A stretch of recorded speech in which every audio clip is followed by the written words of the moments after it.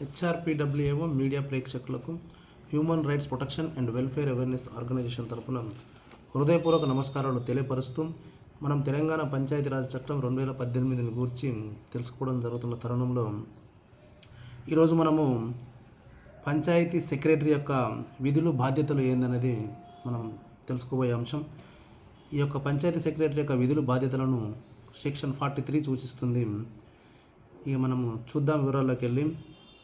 రోజుమాంచా నిర్వహణ, కొత్తవారు ఊరికి సంబంధం లేని వారు సంచారాన్ని సర్పంచ్కి తెలియజేయడం. మన గ్రామంలో ఎవరైనా ఊరికి సంబంధం లేని కొత్తవారు ఎవరైనా సంచారం చేస్తున్నట్లయితే ఆ యొక్క విషయాన్ని సర్పంచ్కి తెలియవలసిన బాధ్యత వచ్చేసి మన పంచాయతీ సెక్రటరీ గారికి ఉంటుందని చెప్పి ఈ తెలంగాణ పంచాయతీరాజ్ చట్టం 2018 తెలియపరుస్తుంది. ఇంకా వచ్చేసి సామాజిక అడవుల నిర్వహణ మరియు మొక్కల పెంపకం. అడవుల నిర్వహణ మరియు మొక్కల పెంపకం. ఈ యొక్క అడవుల నిర్వహణ యొక్క మొక్కల పెంపకం వల్ల ఏం ఉపయోగాలు ఉంటాయి అనేది మనందరికీ తెలిసిన విషయమే. సరైన వర్షపాతము, మంచి సరైన ఆక్సిజన్, మంచి స్వేచ్ఛ, మంచి వాతావరణము నెలకొల్పబడి గ్రామ ప్రజలందరూ ఆరోగ్యంగా వ్యాధుల బారిన పడకుండా ఉండాలంటే ఈ యొక్క సామాజిక అడవుల నిర్వహణ మరియు మొక్కల పెంపకం మీద పంచాయతీ సెక్రటరీ బాధ్యతలు తీసుకోవాల్సిన అవసరం ఉందని చెప్పి ఈ తెలంగాణ పంచాయతీరాజ్ చట్టం 2018 చెప్తుంది. ఇకపోతే ప్రతి ఇంటింటికి 6 మొక్కలను అందించడం, అంటే ప్రతి ఇంటింటికి 6 మొక్కలను అందించడం. నర్సరీకి బాధ్యుడిగా ఉండటం, అంటే గ్రామ పంచాయతీలో నర్సరీని ఏర్పాటు చేయాలని చెప్పేసి మనం తెలుసుకున్నాం గత వీడియోలలో. ఈ యొక్క నర్సరీకి కూడా బాధ్యుడిగా ఉండాలి. ఇకపోతే హరితహారం కింద నాటిన మొక్కల్లో 85% జీవించే విధంగా చూడటం. తెలంగాణ పంచాయతీరాజ్ చట్టం 2018 ప్రకారం పంచాయతీ సెక్రటరీ హరితహారం కింద నాటిన మొక్కల్లో 85% జీవించే విధంగా చూడటం. ఈ యొక్క మొక్కలు 85% జీవించే విధంగా వాటి యొక్క ఎదుగుదల కానీ వాటికి వాటర్ సంరక్షణ అంతా కూడా పెట్టినటువంటి మొక్కల్లో, హరితహారం కింద పెట్టినటువంటి మొక్కల్లో 85% మొక్కలు జీవించే విధంగా చూసుకునే బాధ్యత కూడా పంచాయతీ సెక్రటరీది అని చెప్పి ఈ యొక్క పంచాయతీరాజ్ చట్టం, తెలంగాణ పంచాయతీరాజ్ చట్టం 2018 చెప్తుంది. ప్రతి నెల గ్రామ గణాంకాలను నిర్వహించడం. ఇక్కడ చూడండి, ప్రతి నెల గ్రామ గణాంకాలు నిర్వహించాలి. ప్రతి సంవత్సరం కాదు, ఇక్కడ ప్రతి నెల గ్రామ గణాంకాలను నిర్వహించడం. మలేరియా వ్యాధి నివారణకు గాను గాండూసియాల్ అనే చేపను పంపిణీ చేయడం. ఇక్కడ చూడండి, ఈ యొక్క మలేరియా వ్యాధి నివారణకు గాను ఏం చేయాలంటారు, ఇక్కడ గాండూసియా అనే చేపను పంపిణీ చేయడం.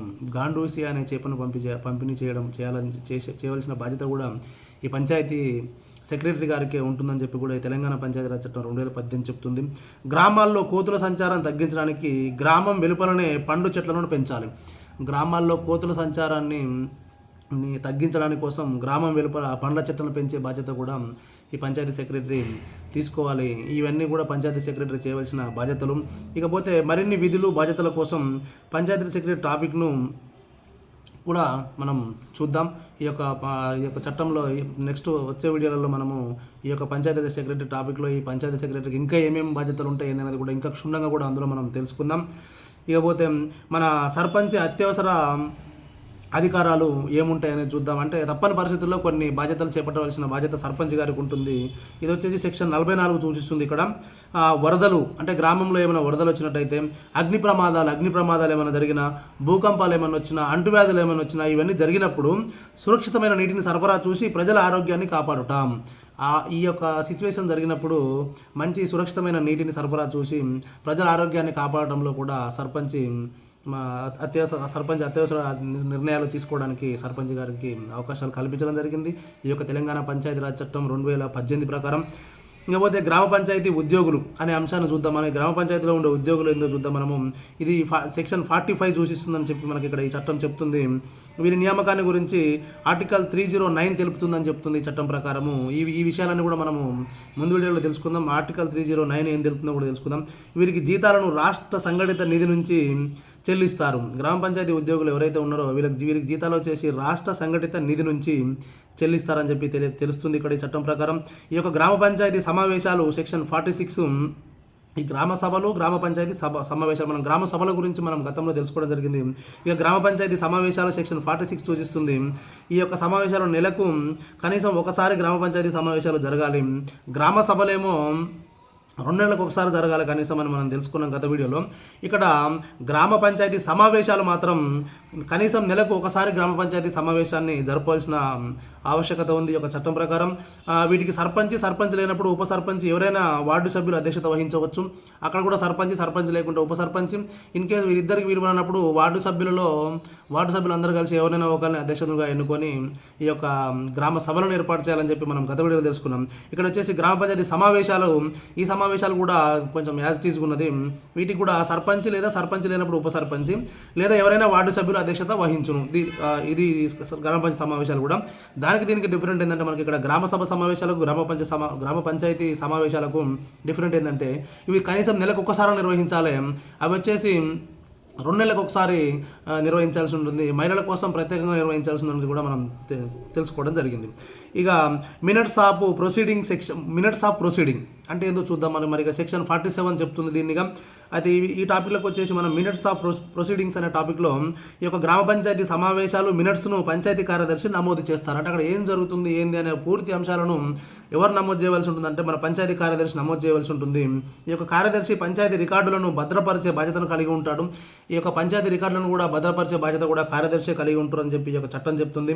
మినిట్స్ రికార్డుకు సంబంధించిన కాపీని కార్యదర్శి సమావేశం జరిగిన 3 రోజుల్లోపు ఎక్స్టెన్షన్ అధికారికి అంటే గ్రామ పంచాయతీ అండ్ రూరల్ డెవలప్మెంట్ ఈ యొక్క గ్రామ పంచాయతీ అండ్ రూరల్ డెవలప్మెంట్ అధికారి ఎవరైతే ఉంటారో వారి ఎక్స్టెన్షన్ అధికారి గారికి పంపితే వారు దాన్ని కలెక్టర్కి పంపుతారని చెప్పి ఈ యొక్క చట్టం చెప్తుంది.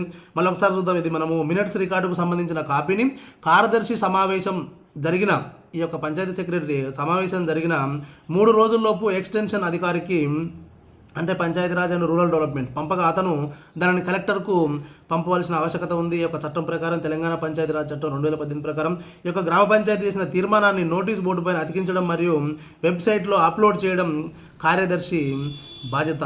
చూడండి ఇక్కడ ఈ యొక్క కార్యదర్శి బాధ్యత కూడా గ్రామ పంచాయతీ చేసిన తీర్మానాన్ని నోటీస్ బోర్డు పైన అతికించడం మరియు వెబ్సైట్లో అప్లోడ్ చేయడం కార్యదర్శి బాధ్యత. ఇక వచ్చేసి ఎక్స్టెన్షన్ ఆఫీసర్ యొక్క రిఫరెన్స్ మేరకు కమిషనర్ పంచాయతీ సమావేశం యొక్క తీర్మానాన్ని సుమోటోగా తీసుకొని క్యాన్సల్ లేదా సస్పెండ్ చేయవచ్చు. ఈ యొక్క ఎక్స్టెన్షన్ ఆఫీసర్ ఎవరైనా మన Panchayati Raj and rural development officer ఎవరైతే ఉంటారో ఇతను వచ్చేసి ఈ యొక్క రిఫరెన్స్ మేరకు ఎక్స్టెన్షన్ ఆఫీసర్ యొక్క రిఫరెన్స్ మేరకు కమిషనర్ పంచాయతీ సమావేశం యొక్క తీర్మానాన్ని సుమోటోగా తీసుకొని క్యాన్సల్ లేదా సస్పెండ్ చేయవచ్చు. కాబట్టి ఇది కమిషనర్కు దీని మీద పూర్తి హక్కులు ఉన్నాయని చెప్పి మనకు అర్థమవుతుంది. ఇక స్టాండింగ్ కమిటీల విషయానికి వచ్చేద్దాం. మనము సెక్షన్ 49 సూచిస్తుంది ఈ యొక్క స్టాండింగ్ కమిటీలను. నూతన పంచాయతీరాజ్ చట్టం అంటే మన తెలంగాణ పంచాయతీరాజ్ చట్టం 2018లో సెక్షన్ 49 ప్రకారం అంట ఏముంది ఇక్కడ ప్రతి గ్రామంలో 4 స్టాండింగ్ కమిటీలు ఏర్పాటు చేయాలని చెప్పి తెలియపరుస్తుంది చట్టం. ప్రతి గ్రామంలో 4 స్టాండింగ్ కమిటీలను ఏర్పాటు చేయాలి. ఒకటి వచ్చేసి పారిశుద్ధ్యం, డంపింగ్ యార్డు, వైకుంఠధామాల నిర్వహణ. ఈ 4 యొక్క కమిటీలలో ఒక కమిటీ వచ్చేసి పారిశుద్ధ్యం మీద, డంపింగ్ యార్డ్ మీద, వైకుంఠధామాల నిర్వహణ మీద చేయవలసిన ఒక కమిటీ. ఇంకొక కమిటీ వచ్చేసి వీధి దీపాల నిర్వహణ కొరకు ఒక స్టాండింగ్ కమిటీని ఏర్పాటు చేయాల్సి ఉంటుంది. ఇంకొక స్టాండింగ్ కమిటీని వచ్చేసి మొక్కలు నాటడం అంటే హరితారం మీద ఒక స్టాండింగ్ కమిటీని ఏర్పాటు చేయాల్సి ఉంటుంది. గ్రామాలలో చేపట్టాల్సిన అభివృద్ధి పనులకు సంబంధించిన అంటే మన గ్రామ పంచాయతీలు మన గ్రామంలో జరిగే అట్లా అభివృద్ధి పనులకు సంబంధించి కూడా ఈ యొక్క వచ్చే ఆదాయాన్ని గ్రామాలలో చేపట్టాల్సిన అభివృద్ధి పనులకు సంబంధించి ఒక స్టాండింగ్ కమిటీని ఏర్పాటు చేయాల్సి ఉంటుంది. ఇక ఈ మొత్తం టోటల్కు మీద మన గ్రామానికి వచ్చే ఆదాయాన్ని అంచనా వేసి గ్రామ పంచాయతీ అభివృద్ధి ప్రణాళిక రచించి బడ్జెట్ కేటాయింపులు జరపాలి. దాని ప్రకారమే గ్రామంలో పనులు జరగాలి. గ్రామంలో ఏ విధంగా పనులు జరగాలని చెప్తుంది ఇక్కడ. వచ్చే ఆదాయాన్ని అంచనా వేయాలి, వేసిన తర్వాత గ్రామ పంచాయతీ అభివృద్ధి ప్రణాళిక రచించి బడ్జెట్ కేటాయింపులు జరపాలి. దాని ప్రకారమే గ్రామంలో పనులు జరగాలని చెప్పి తెలియపరచడం జరుగుతుంది చట్టం. గ్రామానికి రావాల్సిన పనులన్నీ రాష్ట్ర ప్రభుత్వ వార్షిక బడ్జెట్ నుంచే వస్తాయి. గ్రామానికి రావాల్సిన పనులన్నీ రాష్ట్ర ప్రభుత్వ వార్షిక బడ్జెట్ నుంచే వస్తాయి. Sewerage charges, registration, stamp duty, వినోద పన్ను తదితర మార్గాల ద్వారా గ్రామ పంచాయతీకి ప్రత్యేకంగా నిధులు రావు. ప్రత్యేకంగా నిధులు ఎక్కడి నుంచి రావని చెప్తున్నారంటే ఇక్కడ sewerage charges, registration, stamp duty, వినోద పన్ను తదితర మార్గాల ద్వారా గ్రామ పంచాయతీకి ప్రత్యేకంగా నిధులు రావని చెప్తున్నారు. ప్రత్యేక పరిస్థితుల్లో అత్యవసర పనులు చేయడానికి సర్పంచ్కి కొన్ని అధికారాలు ఉంటాయని కూడా ఈ చట్టం మనకు తెలియపరచడం జరుగుతుంది. ఇకపోతే పరిపాలనా నివేదిక అనే అంశాన్ని చూద్దాం మనం. ఇందులో సెక్షన్ 50 ఈ యొక్క పరిపాలన నివేదిక అంశాన్ని తెలియపరుస్తుంది. ఇక పంచాయతీ కార్యదర్శి ప్రతి సంవత్సరం పరిపాలనా నివేదికను నిర్దేశించిన తేదీ కన్నా ముందే తయారు చేసి అంటే ఇక్కడ ఒకసారి మన క్షుణ్ణంగా చూద్దాం మనము. పంచాయతీ కార్యదర్శి ఎవరైతే ఉన్నారో వాళ్ళు ప్రతి సంవత్సరం పరిపాలనా నివేదికను నిర్దేశించిన తేదీ కన్నా ముందే తయారు చేసి పరిపాలనా నివేదికను నిర్దేశించిన తేదీ కన్నా ముందే తయారు చేసి గ్రామ పంచాయతీ చేత ఆమోదింపజేసి ఆ నివేదికను ఎక్స్టెన్షన్ అధికారికి పంపిస్తారు. ఆ నివేదికను మళ్ళీ ఎక్స్టెన్షన్ అధికారికి పంపించాల్సి ఉంటుందని చెప్పి తెలియపరుస్తుంది చట్టం. మన కార్యదర్శి ప్రతి నెల గ్రామ పంచాయతీ పరిపాలన ప్రతి నివేదికను తయారు చేసి పంచాయతీ ముందు ఉంచుతారు. అది కార్యదర్శి కూడా ఇక్కడ చూడండి, ప్రతి నెల గ్రామ పంచాయతీ పరిపాలన ప్రగతి నివేదికను, ఇక్కడ కార్యదర్శి వచ్చేసి ప్రతి నెల గ్రామ పంచాయతీ పరిపాలన ప్రగతి నివేదికను తయారు చేసి పంచాయతీ ముందు ఉంచుతారు. పంచాయతీ ముందు అంటే ఇక గ్రామ పంచాయతీలో ఉన్నటువంటి సభ్యులందరి ముందు ఉంచుతారు. ఇక ప్రభుత్వ తనిఖీలు అధికారుల అధికారాలు, ప్రభుత్వ తనిఖీలు అధికారాలు అనే అంశాన్ని మనం వచ్చే వీడియోలో చూద్దాం. ఇది సెక్షన్ 51 తెలియపరుస్తుంది. వచ్చే వీడియోలో దీని గురించి మనం క్షుణ్ణంగా తెలుసుకుందాం. థ్యాంక్ యూ, ధన్యవాదాలు.